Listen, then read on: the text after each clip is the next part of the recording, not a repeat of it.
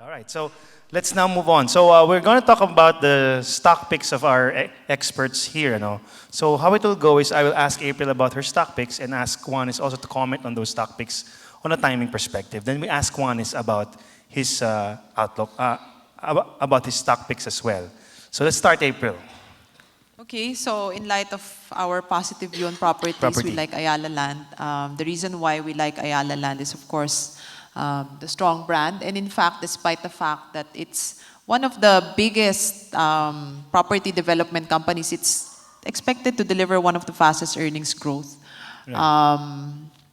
So I think 17%. And, you know, you might be wondering, well, it's kind of expensive.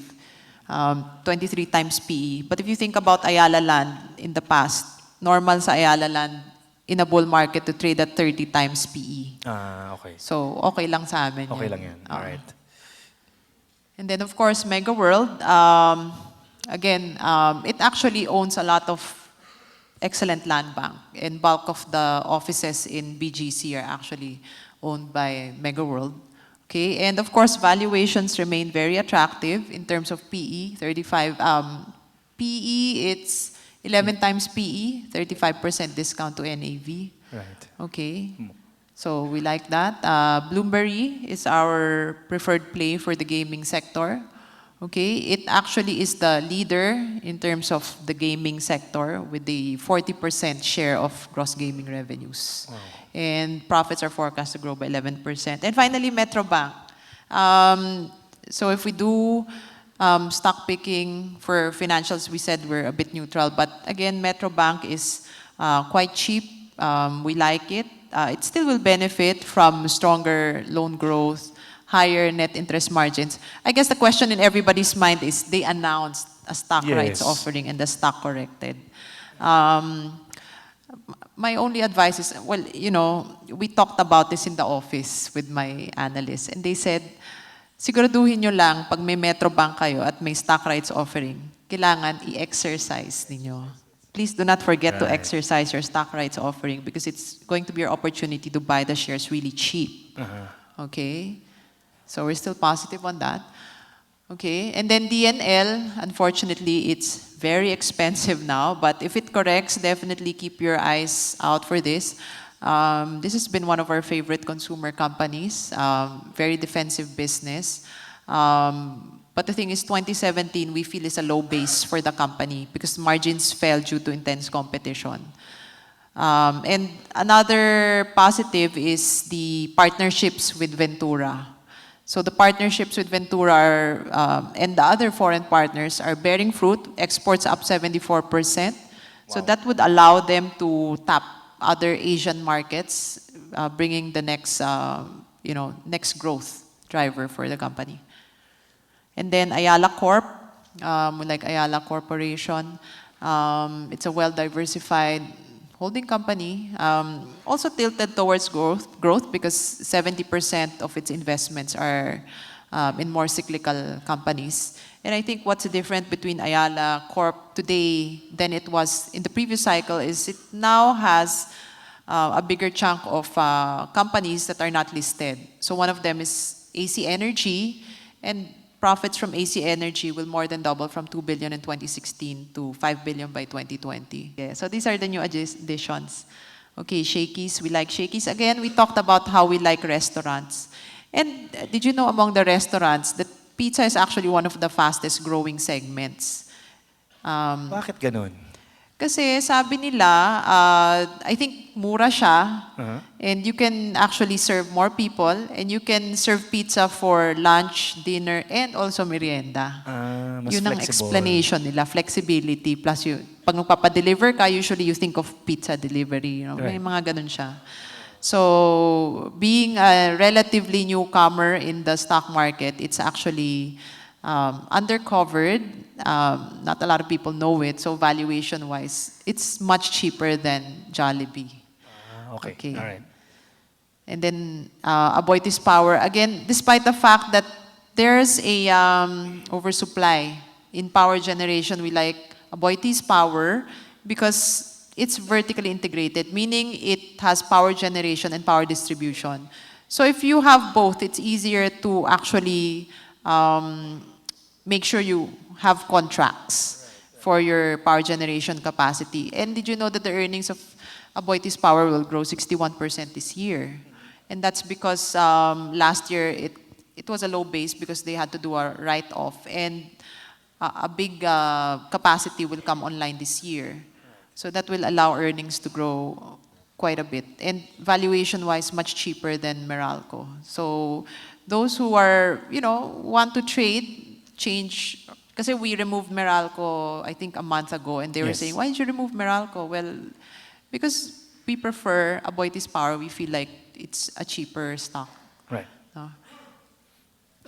Ito, So, vertical. Semirara, yes, we still like Semirara. So, yes, we know that it will be affected by the tax reform, but even with that, profits will still grow by around 4% this year, and valuations are very cheap. Stock is trading at 10 times PE, and the company has a share buyback program. So, I think the company also thinks it's cheap, so it's buying back its own shares. Yes, all right. So now we move on to Juanes. We know what to buy now. What are the timing considerations for these stocks that April likes? Right, so from the list of issues that April discussed, I kind of color-coded my opinions about each. Of course, the green ones, which are DNL and pizza, seem to have the strongest trends available. So easily buying on pullbacks on stocks like that is what you want to do. The blue ones are still consolidating. They may need a little bit more time to be able to regenerate some upward motions, but I think they're viable picks for you to be able to also buy, especially if they manage to be able to recover. The only issues I really have right now are Mega World, which I colored red because in the short term it casts itself down very sharply. And it's very unusual because of all the property companies, I mean, that was one of the ones that was hit in recent days, except for Robinson's Land, which is really an underperformer. But in cases of that, I'd like to be able to wait for MegaWorld to finish its basing out conditions first before attempting to move back in there. So from the greens and the blues, they're okay. The violet, I just put Metrobank in there because they've announced something. I think it might just need some time to be able to adjust because nothing specific was said on pricing with regards to the rights offer.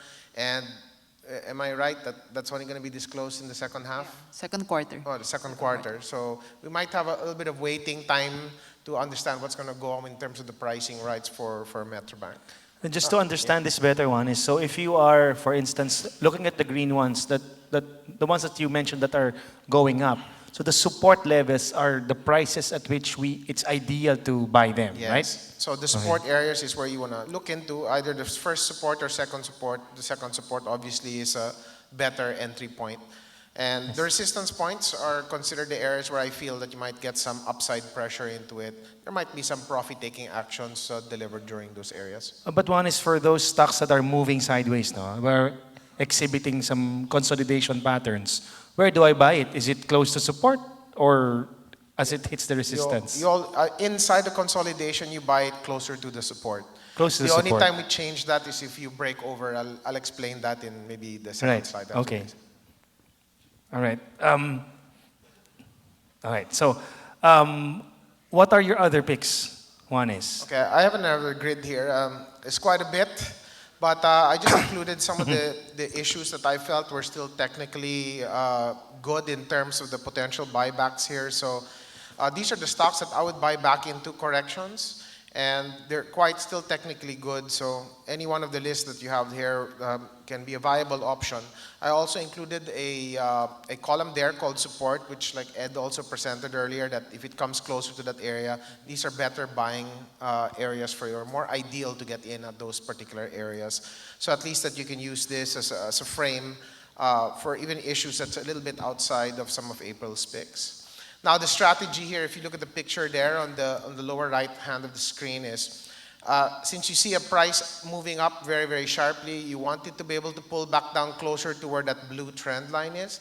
So if you see there, when you see it move towards support and it rebounds off it, that's the entry period. Please don't buy it on the way down, because if you're buying it on the way down, it's possible it could rupture support and fall deeper. Right? So that's why we want to be able to wait for it to rebound to prove to you demand is still there and it can resuscitate the activity for it to be able to climb back up. Now, these particular issues here are actually quite strong. They're making sideways movements right now, but there's a potential for some of these issues to actually even go over resistance or to break out. So the likes of Ayala Land, DMC, Haven, Resorts World, Semirara, SM Prime, even Certec and Vista Land, they're actually trading relatively near resistance zones, so you really might want to keep an eye on them just in case they would do one of those two formations you see there on the lower right hand of the screen. If it breaks over, I know maybe some of you don't like buying more expensive prices, but if you're a technician, the stronger the trend, the better. And if it can elevate itself over resistance, just like what your index did late last year, there's a tendency for them to be able to migrate even higher upwards. So these are some potentials you want to keep under your watch and view. All right. So again, the materials will be emailed to you guys. I think as soon as this is finished, we will send this together with our survey to help us improve our session this morning.